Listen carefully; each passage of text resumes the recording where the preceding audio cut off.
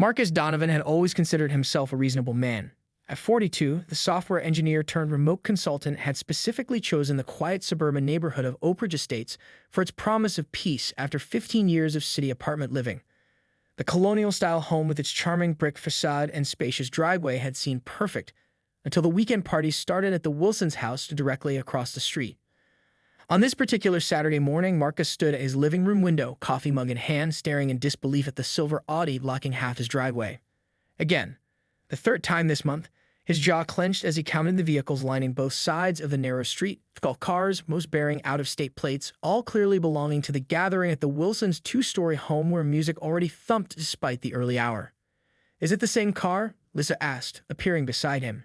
His wife's dark hair was pulled into a messy bun, her expression a mixture of concern and annoyance. "Different one. But same spot, same problem." Marcus took a sip of his now lukewarm coffee. "I have that client meeting in an hour. I need to get to the office." This wasn't just an inconvenience, it was becoming a pattern. The Wilsons, relatively new to the neighborhood, seemed to have an endless rotation of relatives visiting from out of state. Their guests regularly treated Marcus's driveway as overflow parking despite his previous polite requests to keep it clear. "Did you try calling Charles?" Lisa asked, referring to their neighbor. Went straight to voicemail. Marcus pulled out his phone and scrolled through his contact list until he found the number he'd been reluctant to use. "I think it's time we stop playing nice." The towing company answered on the second ring. 20 minutes later, Marcus watched from his porch as a stocky man in blue overalls assessed the situation, nodded curtly, and began hooking the Audi to his truck. The car's alarm blared to life, a shrill wail that cut through the morning air and immediately drew attention from the house across the street. Charles Wilson emerged first, red-faced and gesturing wildly as he rushed toward the scene, followed by several equally agitated guests. Marcus stepped off his porch to intercept them, his heart hammering despite his outward calm. "What the hell do you think you're doing?" Charles demanded, pointing at the tow truck operator who continued working with practiced efficiency. "Having an illegally parked vehicle removed from my property," Marcus replied evenly, hands in his pockets to hide their slight tremor. "I've asked 3 times now to keep your guests' cars off my driveway." "It's barely touching your precious driveway." Charles' voice rose, attracting more onlookers. "This is ridiculous. We're neighbors." "Being neighbors means respecting boundaries," Marcus countered. "I need to leave for work and your guest's car is blocking me in." Again. The commotion drew another figure to the scene, Elaine Bartlett, the Oak Ridge Estates Homeowners Association president, striding purposefully toward them in a crisp pantsuit despite the weekend. Her perpetually pinched expression telegraphed disapproval before she even spoke. "Mr. Donovan," she began, her voice carrying the practiced authority of someone accustomed to settling neighborhood disputes. "This sort of confrontation is exactly what our HOA procedures are designed to prevent. Having a vehicle towed without proper notification is excessive and against our community bylaws." Marcus felt a surge of indignation as the tow truck operator paused, glancing between them uncertainly.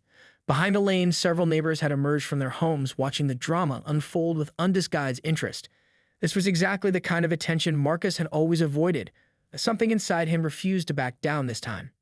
"Actually, Mrs. Bartlett," he said, pulling a folder from under his arm that he'd grabbed before coming outside, "I've reviewed both the HOA bylaws and city ordinances very carefully, and I think you'll find I'm well within my rights." What nobody in Oak Ridge Estates realized was that before becoming a software engineer, Marcus had spent 3 years in law school. He hadn't completed his degree, but he'd learned more than enough to understand property rights.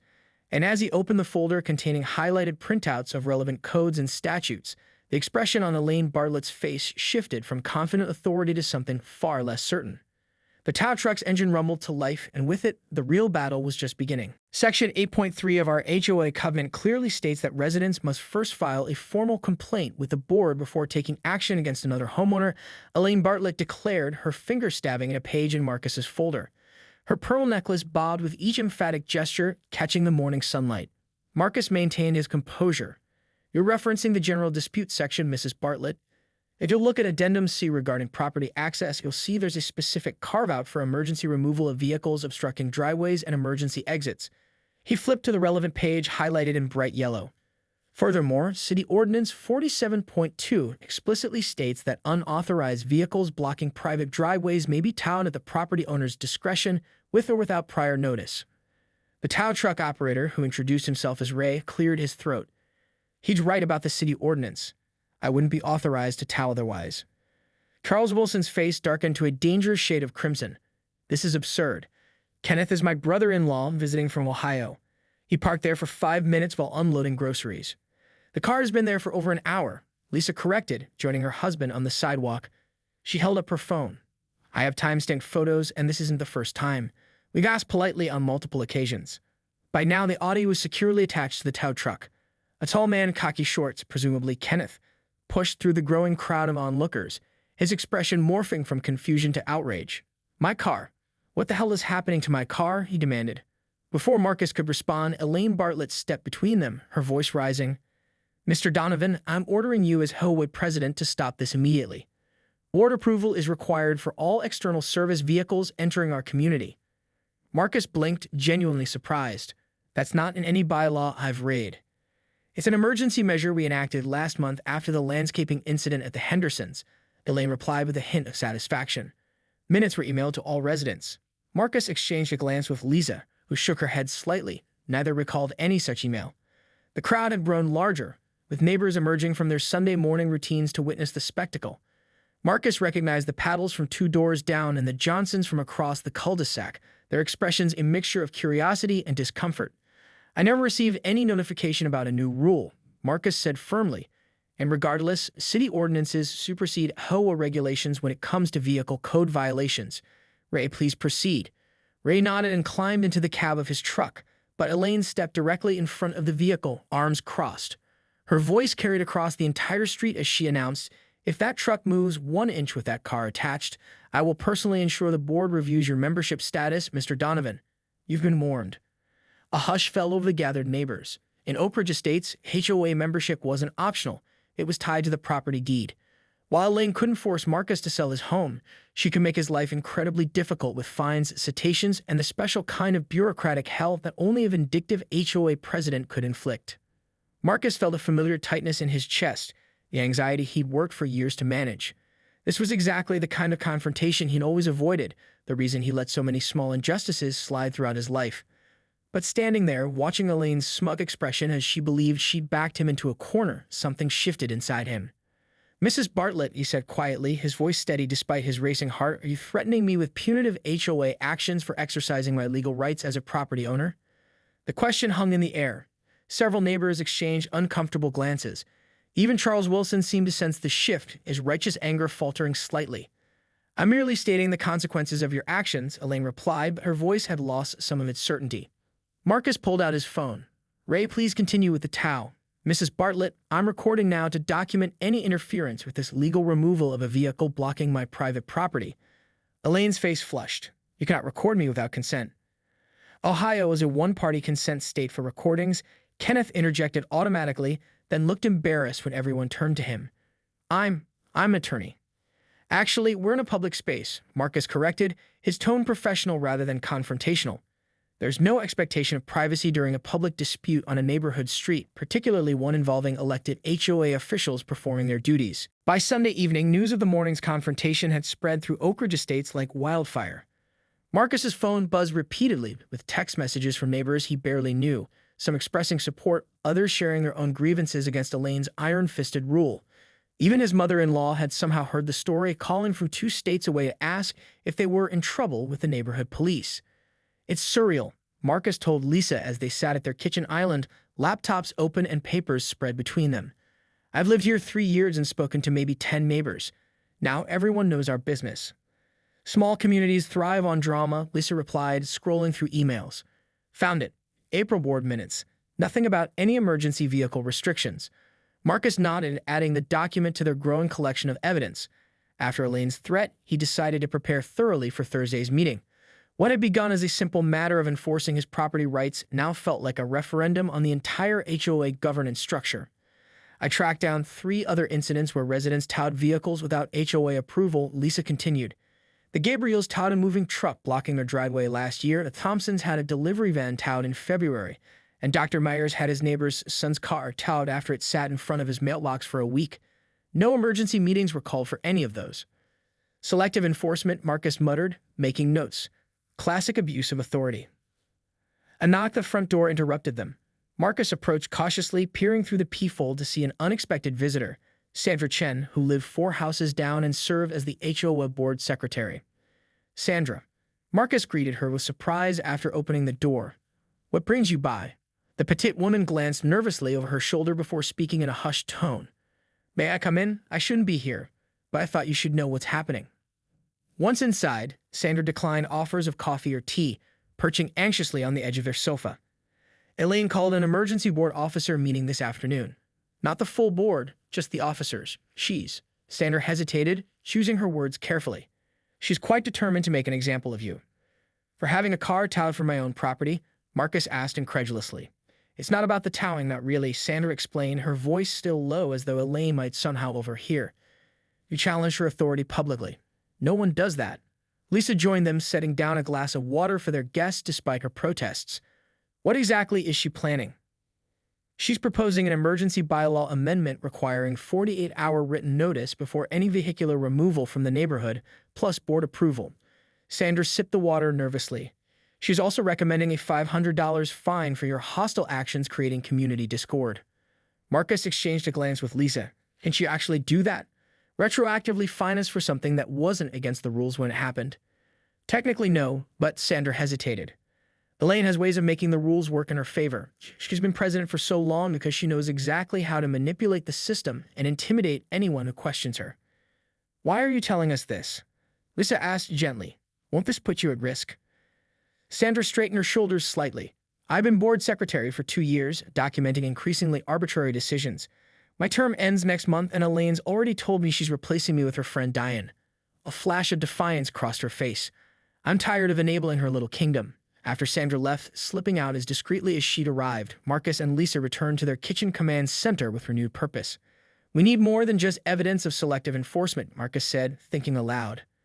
"We need to understand exactly how much power the HOA president actually has under the bylaws." The next morning, Marcus called in to work, requesting an emergency personal day. While Lisa went to her teaching job at the high school, he drove to the county records office. 6 hours later, he returned home with copies of the original neighborhood covenant from 1997, every amendment filed since, and the state's HOA regulatory guidelines. That evening, their dining room resembled a legal war room. Maps of the neighborhood were pinned to one wall with colored pushpins marking properties that had received exemptions from various HOA rules over the years. Data Marcus had painstakingly extracted from meeting minutes and complaint records available on the community portal. The Oak Ridge Estates Community Center had never been so packed. Every folding chair was occupied with additional residents standing along the walls, some even peering in through the open windows. The usual HOA meeting attendance of 12 to 15 people had swelled to nearly 100, all drawn by the promise of witnessing what many had started calling the driveway showdown. Elaine Bartlett sat at the center of the board table on a slightly elevated platform, flanked by 4 board members. She surveyed the crowd with thinly veiled displeasure, tapping her gavel impatiently as the room settled. "This emergency meeting of the Oak Ridge Estates Homeowners Association will come to order," she announced, her voice carrying the practiced authority of someone accustomed to being the final word. "We have a single agenda item tonight, addressing the disruptive actions of resident Marcus Donovan, who violated community standards by arranging for an unauthorized vehicle removal on Sunday morning." Marcus, seated in the front row beside Lisa, noticed Elaine's careful framing. "Unauthorized vehicle removal, rather than towing a car blocking my driveway." The language was deliberately chosen to obscure the actual issue. He glanced at Lisa, who gave him a subtle nod of encouragement. "Before we begin," Elaine continued, shuffling papers with exaggerated importance, "I want to remind everyone that while this meeting is open to all residents, only board members may vote on disciplinary measures. Public comments will be limited to 2 minutes per person, and I expect civility." Her gaze lingered pointedly on Marcus.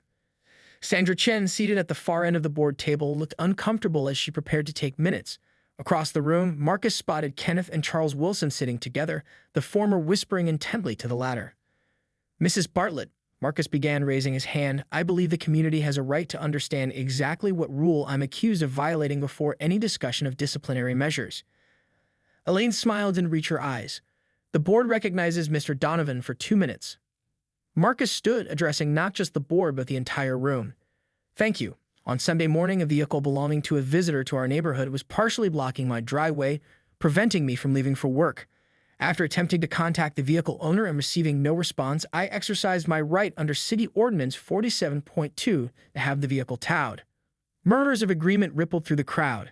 The HOA president, Marcus continued, has suggested I violated community standards by doing so. I've reviewed our bylaws thoroughly and found no prohibition against removing vehicles blocking private property. In fact, 3 similar incidents occurred in the past year with no HOA intervention. He nodded toward the Gabriels and Thompsons, who sat together near the back. Elaine cut him off before he could continue. Your 2 minutes are up, Mr. Donovan. The board will now consider the proposed disciplinary action. A $500 fine for creating community discord and bypassing HOA dispute resolution procedures. Point of order, called Sandra unexpectedly from her position at the board table.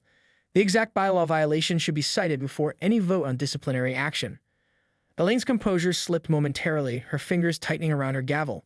Section 12 of our covenant clearly states that all disputes between neighbors must be mediated through the HOA before taking external action. May I see that section? Asked board member David Powell, a retired high school principal who rarely spoke at meetings. I don't recall that specific language. As Elaine fumbled through her binder, Marcus stepped forward again. While we're looking for that provision, I'd like to distribute some relevant materials to the board and community members. Before Elaine could object, Lisa and 3 neighbors began handing out packets of documents. Marcus's meticulously prepared evidence, including highlighted HOA bylaws, city ordinances, and a detailed timeline of selective enforcement.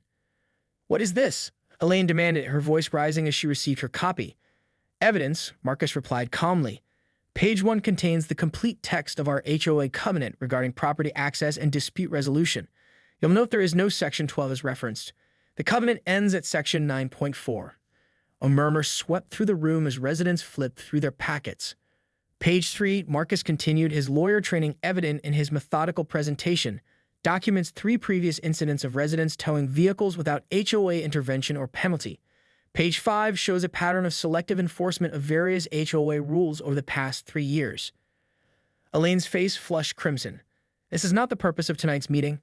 We are here to address a specific violation, not tow. Marcus and Lisa rushed home, their victory at the HOA meeting overshadowed by the ominous text message. As they rounded the corner onto their street, Marcus's headlights illuminated their front yard and he slammed on the brakes.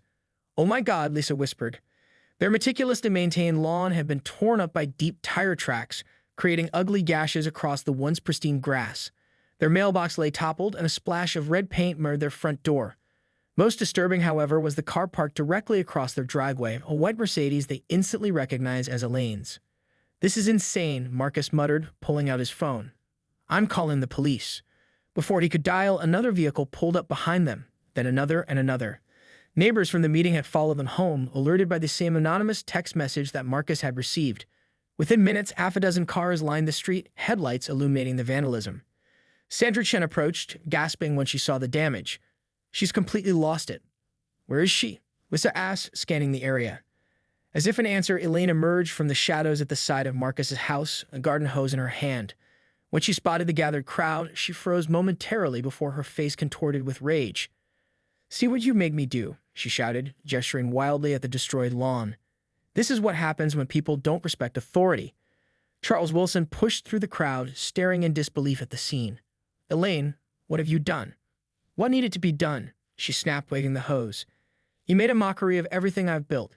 11 years as president, maintaining standards, keeping out the riffraff, and you destroyed it all in one meeting. Marcus stepped forward cautiously. Elaine, you need to leave our property now. The police are on their way. The police? She laughed, a brittle sound that made several neighbors exchange worried glances. For what? Teaching you a lesson about respect? This is HOA business. Vandalism and trespassing aren't HOA business, Marcus replied calmly, though his heart hammered in his chest. They're criminal offenses. Sandra moved to Marcus's side. Elaine, the board voted. You lost fairly. This isn't going to fix anything. As if punctuating Sandra's statement, the distant wail of police sirens grew louder. Elaine's expression shifted from defiance to uncertainty as she seemed to fully register the crowd of witnesses and the approaching authorities. You don't understand, she said, her voice suddenly smaller. This neighborhood is all I have. My husband left, my children never visit. Being president gave me purpose, control. Her vulnerability might have elicited sympathy under different circumstances, but as blue and red lights appeared at the end of the street, Kenneth stepped forward. Mrs. Bartlett, I strongly advise you to put down the hose and step away from the property. As an attorney, I can tell you that what you've done tonight could result in serious charges. For a moment, Elaine seemed to consider her options. Then, with a sudden movement that startled everyone, she turned the hose on full blast, aiming directly at Marcus and Lisa. Water sprayed across the gathered neighbors as people shouted and scrambled backward. Two police officers arrived on the scene, quickly assessing the situation. Within minutes, they had shut off the water and were speaking quietly but firmly to Elaine, who had finally deflated, sitting on the curb with her head in her hands as an officer read her Miranda rights.